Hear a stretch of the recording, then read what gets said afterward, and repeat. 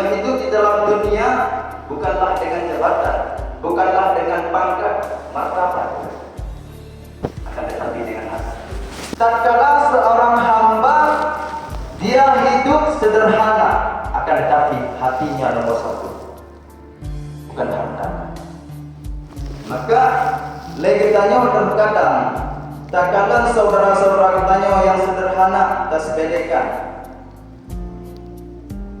apabila kita tak koreksi yang kita tak kubur yang bandung-bandung perbuatan yang roboh, maka dikarenakan kita anda ingat bahwa yang kita miliki beda pegang dari harta kita nafkah kita sendiri, bapak kita nikmat yang kehendak Allah. Tatkala Allah mencabut nikmat yang tersebut, pun yang pegang dari kita. Tanyanya diibaratkan adalah sebagai robot. Pada hadirin kaum muslimin yang dirahmati Allah, ciri kalian nak contoh robot menurut manusia. Jika Allah anak kehendak kita yang bergerak, kita yang bernafas, maka kita bergerak. Maka sebaliknya, nyawa, nafas dan sebagainya nanti di hari kiamat Allah akan mempertanggungjawabkan semuanya. Permasalahan ke depan yaitu kita koreksi introspeksi. Karena kehidupan dalam dunia ada beberapa kunci, salah satunya kesuksesan dalam dunia adalah hati. Tatkala hati kita kaget, hati kita normal, hanya rezeki kepada orang lain, maka itulah yang dinamakan manusia. Orang lumpuh, nalong bersedekah, nalong bantu orang lain, tanya membantu ataupun kita bersedekah tersebut, apakah karena Allah ataupun ingin dipuji oleh manusia. Maka apabila yang kita lakukan tersebut bukan semata-mata karena Allah, maka jangan bermimpi pahala anak. Jangan sia-sia rugo. Maka hadirin kaum muslimin yang dirahmati Allah, lakukanlah selagi kesempatan yang masih diberi oleh Allah. Anggap antara kita dosa aktif pemikat, dosa aktif pemikat yang tak ingat. Apabila kita tak ingat hal demikian, maka insyaAllah kita akan doa kepada Allah. Maka kita selalu mengingat Allah. Maka karena dia mati. Hana sidro urut ini yang katanya menayar mati hana bantu dia. Jangankan kita orang Islam, urut kaum musliman apabila kita katanya dia mati, dia apalagi kita yang selaku umat muslim. Hadirin kaum muslimin yang dirahmati Allah. Hati kita benar ada dua lagi. Taman neraka ataupun syurga tergantung pada hati kita. Kepala kita karena mereka raja wajib, tapi hati kita mantan diselimuti oleh iblis. Maka bersiap-siaplah. Semua pahala-pahala yang kita lakukan akan dikembalikan ataupun diberikan kepada orang-orang yang kita hina, orang-orang yang kita jatuh. Kehebatan itu bukanlah pada harta, bukanlah pada bisnis, tapi pada qalbi.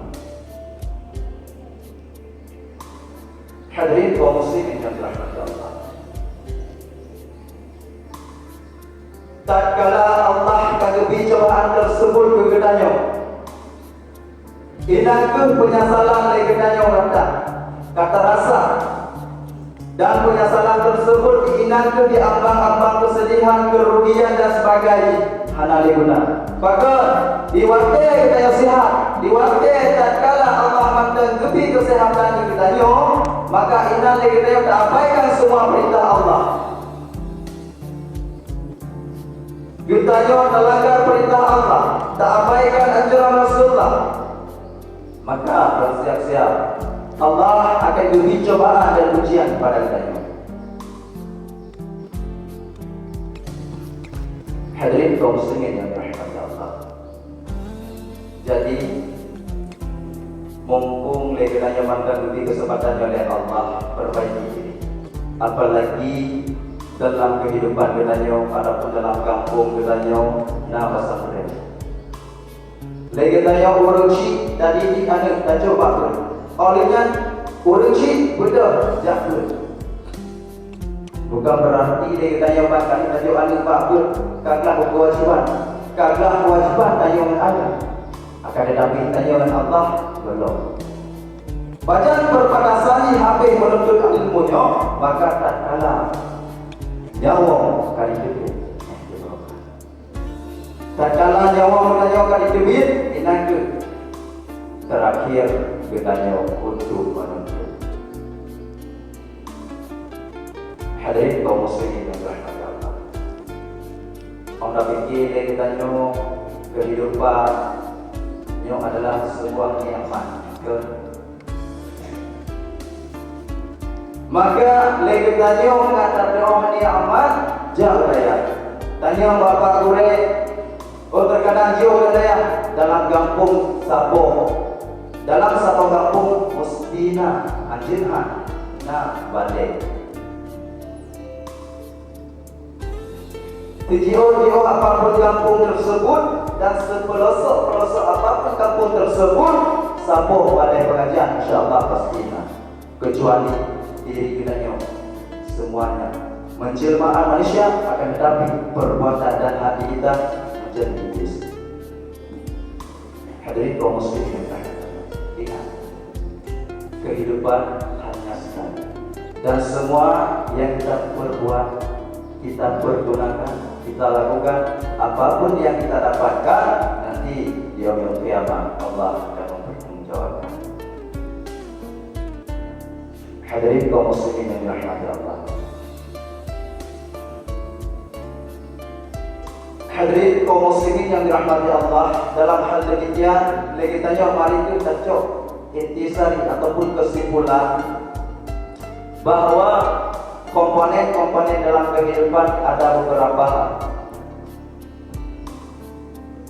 Salah satu komponen dalam kehidupan adalah melakukan apa yang diperintahkan oleh Allah, meninggalkan apa yang telah dilarangkan oleh Allah.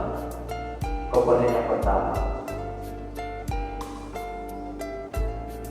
tatkala Allah memberikan sehari semalam 5 waktu, maka lakukanlah supaya untuk buat urut kiamat, urut kita legitannya sempurna catatan kenanya. Dan kalau para malaikat akan pulang memandu amal catatan, inangkes terbukti. Jika legitannya betul apakah lu umat Nabi Muhammad akan tetapi bukti kan. Dan kalau mereka keluarga orang Islam bengik, akan tetapi Islamnya level negatif. Perbuatan tidak sesuai dengan anjuran Rasulullah. Perintah tidak sesuai dengan perintah Allah.